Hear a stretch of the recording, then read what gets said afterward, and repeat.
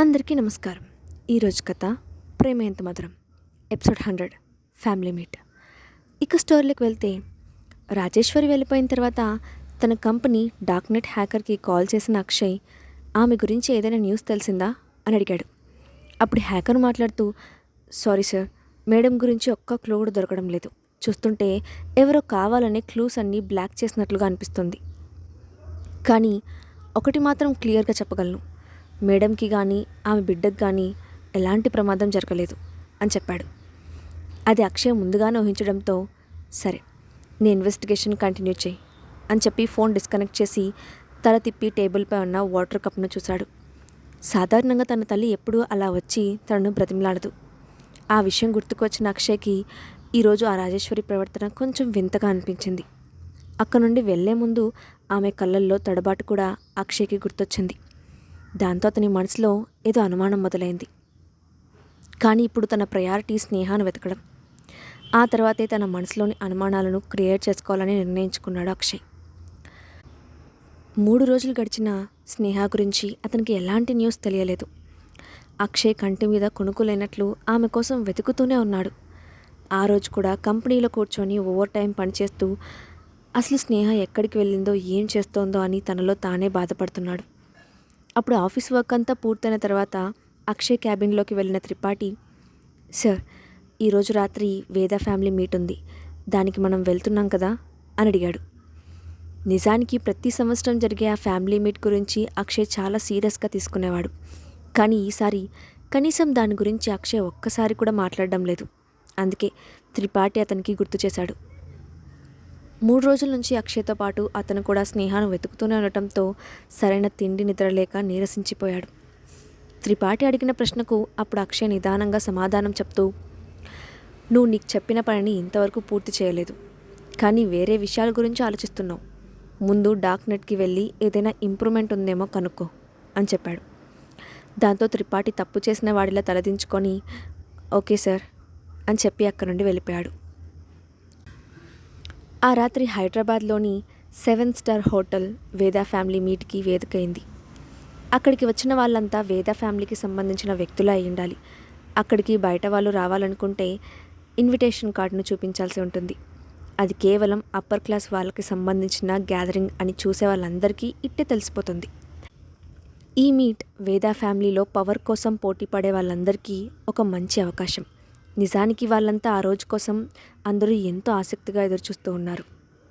దాదాపు 30 మంది వరకు ఆ హాల్లో గ్యాదర్ అయ్యారు. వాళ్ళలో 15 మంది యువకులు, మధ్య వయసులో ఉన్న వాళ్ళతో పాటు ఆడవాళ్ళు కూడా ఉన్నారు. ఆ టైంలోనే దాత్రితో కలిసి హాల్లోకి అడుగుపెట్టింది రాజేశ్వరి. గోల్డెన్ కలర్లో ఉన్న శారీతో మెరిసిపోతూ ఆమె హుందాగా ముందుకు నడిచింది. ఆమె పక్కనే వైట్ కలర్ గౌన్లో కాస్ట్లీ లుక్తో ఉన్న దాత్రి కూడా అక్కడున్న వాళ్ళందరి దృష్టిని తేలిగ్గా అట్రాక్ట్ చేసింది. ఇద్దరూ కలిసి నవ్వుతూ రెడ్ కార్పెట్పై నడిచారు. రాజేశ్వరి ఆమె చేయి పట్టుకొని నడవడం చూసి అక్కడ ఉన్న అందరి ముఖంలో ఆశ్చర్యం కనిపించింది. ఆ మీట్లో వేద ఫ్యామిలీకి సంబంధించిన వాళ్ళు మాత్రమే పార్టిసిపేట్ చేయాలి. అలాంటిది రాజేశ్వరి ఈరోజు ఆమెను ప్రత్యేకంగా తీసుకొచ్చింది అంటే అర్థం ఖచ్చితంగా ఆమె ఫ్యామిలీలోకి అడుగు పెడుతుందని అందరూ అనుకున్నారు. అదే సమయంలో రాజేశ్వరితో పాటు కనిపించిన దాత్రిని చూసి అక్కడే ఉన్న రజనీష్ దవడ కోపంతో బిగుసుకుంది. నిజానికి ఆ రోజు మీట్లో వేద ఫ్యామిలీ హెడ్ అయిన తన తాతయ్య పనిభూషణ్కి అక్షయ్ గురించి కొన్ని కంప్లైంట్స్ చేయాలనుకున్నాడు రజనీష్. ఇప్పటికే అక్షయ్కి పెళ్లి చేసుకునే వయసు దాటినా అతను పెళ్లి చేసుకోవడానికి ఇష్టపడడం లేదని, వేద ఫ్యామిలీ రెస్పాన్సిబిలిటీ తీసుకోవాలంటే ఆ వ్యక్తి పెళ్లి చేసుకొని వంశాన్ని వృద్ధి చేసేవాడై ఉండాలని చెప్పి అక్షయ్ విషయంలో అది ఒక మైనస్గా చూపించాలని అనుకున్నాడు రజనీష్. కానీ రాజేశ్వరి దాత్రిని తీసుకురావడంతో ఇప్పుడు అతని ఆలోచనలన్నీ తలకిందులయ్యాయి. ఆమెతో పాటు వచ్చిన దాత్రి నిజంగా అక్షయ్ను పెళ్లి చేసుకుంటే ఇక ఆ ఫ్యామిలీ హెడ్గా ఉండడానికి అతనికి ఎలాంటి అవకాశం ఉండదని అనుకున్నాడు రజనీష్. అతను ఆలోచనలో ఉండగానే రాజేశ్వరి నవ్వుతూ దాత్రిని తీసుకొని దూరంగా కూర్చొని ఉన్న పనిభూషణ్ దగ్గరకు వెళ్ళింది. వేద ఫ్యామిలీకి హెడ్ కావడంతో పాటు తన తర్వాత వారసుని ఎంపిక చేసే అవకాశం కూడా అతనికి ఉంది. చూడడానికి దాదాపు 80 ఏళ్ల వయసు ఉన్నవాడిలా ఉన్న పనిభూషణ్ జుట్టు అంతా తెల్లగా నెరిసిపోయింది. కానీ అతని కళ్ళల్లో ప్రకాశం మాత్రం అతన్ని ప్రత్యేకంగా గౌరవించేలా చేస్తుంది. దాత్రిని అతని దగ్గరికి తీసుకెళ్లిన రాజేశ్వరి వినయంగా తల ఉంచుకొని అతనికి నమస్కరిస్తూ, మావయ్య గారు, ఈమె మీకు వరుసకు మనవరాలవుతుంది. పేరు దాత్రి, మీకు పరిచయం చేయడానికి తీసుకొచ్చాను అని చెప్పింది. వెంటనే దాత్రి అతని కాళ్ళను తాకుతూ, ఆశీర్వదించండి తాతయ్య గారు అని అంది. ఆమెను చూసిన ఫణిభూషణ్ ముఖంలో ఎలాంటి మార్పు కనిపించలేదు. కానీ ఆమె బ్లెస్సింగ్స్ అడగడంతో కేవలం గాడ్ బ్లెస్ యూ అని మాత్రం చెప్పి పక్కనే ఉన్న చైర్ను చూపించాడు. దాంతో రాజేశ్వరితో కలిసి దాత్రి కూడా వెళ్ళి పక్కనే కూర్చుంది. అప్పుడు ఫణిభూషణ్ పక్కనే కూర్చున్న పెద్ద కొడుకు రఘునందన్ వైపు చూసి, ఇంత టైం అవుతున్నా అక్షయ్ ఇంకా ఎందుకు రాలేదు? ఈరోజు ఫ్యామిలీ మీట్ ఉందని అందరూ అతని కోసం ఎదురు చూస్తారని తెలియదా అని అన్నాడు. ఆ మాటలకు రఘునందన్ కంగారుగా, నాన్నగారు, అక్షయ్ ఈ మధ్య చాలా బిజీగా ఉంటున్నాడు, అందుకే లేట్ అయి ఉంటుంది, తప్పకుండా వస్తుంటుంటాడు, నేను అతనికి ఒకసారి కాల్ చేస్తాను అని చెప్తూనే అక్కడి నుంచి లేచి పక్కనే ఉన్న రాజేశ్వరి వైపు చూసి సైగ చేశాడు. దాంతో రాజేశ్వరి వెంటనే పైకి లేచి తన భర్త వెనకే నడిచింది. దాత్రి మాత్రం అక్కడే కూర్చొని చుట్టూ ఉన్న వాళ్ళందరినీ గమనిస్తోంది. ఈరోజు మీట్కి ఆ స్నేహను రానివ్వకుండా చేసి చాలా మంచి పని చేశాను. ఇప్పుడు అందరికీ అక్షయ్కి కాబోయే భార్య నేనేనని క్లారిటీ వచ్చి ఉంటుంది అని అనుకుంది. భార్యతో కలిసి పక్కకు వచ్చిన రఘునందన్ ఆమె వైపు చిరాగ్గా చూసి, అక్షయ్ ఇంకా ఎందుకు రాలేదు? ఇప్పటిదాకా ఏం చేస్తున్నాడు? నాన్నవాడిపై ఇప్పటికే కోపంగా ఉన్నాడు అని చెప్పాడు. దాంతో రాజేశ్వరి వెంటనే మొబైల్ చేతిలోకి తీసుకుంటూ, మీరు కోప్పడకండి, నేను ఇప్పుడే వాడికి కాల్ చేస్తాను అంటూ అక్షయ్కి ఫోన్ చేసింది. అటువైపు నుంచి ఎవరు కాల్ లిఫ్ట్ చేయకపోవడంతో రాజేశ్వరి కొంచెం ఆశ్చర్యపోతూ వెంటనే త్రిపాఠికి కాల్ చేసింది. రాజేశ్వరి ఫోన్ నెంబర్ను స్క్రీన్పై చూసిన వెంటనే హడావిడిగా కాల్ లిఫ్ట్ చేసిన త్రిపాఠి, హలో మేడం అని అన్నాడు. అప్పుడు రాజేశ్వరి హడావిడిగా, మీరు అక్షయ్తోనే ఉన్నారా? ఈరోజు ఫ్యామిలీ మీట్ జరుగుతుందని, ఇది ఇంపార్టెంట్ అని అతనికి తెలియదా? ఇంకా రాకుండా ఏం చేస్తున్నాడు? అతనికి సీఈఓ అవ్వాలని ఇంట్రెస్ట్ ఉందా లేదా అని ఆవేశంగా అడిగింది. ఆమె గొంతులోని కోపానికి త్రిపాఠి చేయి వణికిపోయింది. దాంతో తను కంగారుగా, మేడం నేను ఇప్పుడు బాస్తోనే ఉన్నాను, స్నేహ మేడం వికారాబాద్ ఏరియాలో ఉన్నారని ఇప్పుడే న్యూస్ వచ్చింది, బాస్ ఇప్పుడు అక్కడికే బయలుదేరారు అని చెప్పాడు. వికారాబాద్ ఏరియా హైదరాబాద్ శివార్లో ఉంది కాబట్టి ఇప్పుడు వాళ్ళు అక్కడికి వెళ్ళి తిరిగి వచ్చేటప్పటికి చాలా లేట్ అవుతుంది. అందుకే ఆ విషయాన్ని బయటకు చెప్పే ధైర్యం చేయలేదు త్రిపాఠి. కానీ అప్పటికే రాజేశ్వరి కోపంతో ఊగిపోతోంది. వెంటనే ఆవేశంగా, నువ్వేం చెప్తున్నావు? అక్షయ్ ఇప్పుడు ఆమె కోసం వికారాబాద్ వెళ్ళాడా? ఇక్కడ ఫ్యామిలీ మీట్ జరుగుతుందన్న విషయం గుర్తుందా లేదా? ఫోన్ అక్షయ్కి ఇవ్వు, నేను అతనితో మాట్లాడాలి అని అంది. ఆ మాట వినగానే త్రిపాఠి తన వెనుక సీట్లో ఉన్న అక్షయ్ వైపు చూశాడు. కానీ అతని ముఖంలో ఎలాంటి ఎక్స్ప్రెషన్ కనిపించకపోవడంతో ఆ ఫోన్ అటెండ్ చేయడం అక్షయ్కి ఇష్టం లేదని అర్థం చేసుకున్నాడు. దాంతో వెంటనే, మేడం బాస్ నేను ఇద్దరం ఒకే కారులో లేము, బాస్ మాకన్నా ముందు కారులో వెళ్ళిపోయాడు, నేను బాస్ దగ్గరికి వెళ్ళగానే మీకు కాల్ చేస్తాను అని చెప్తాడు. అది చెప్పి హడావిడిగా ఫోన్ డిస్కనెక్ట్ చేసి గట్టిగా ఊపిరి పీల్చుకున్నాడు.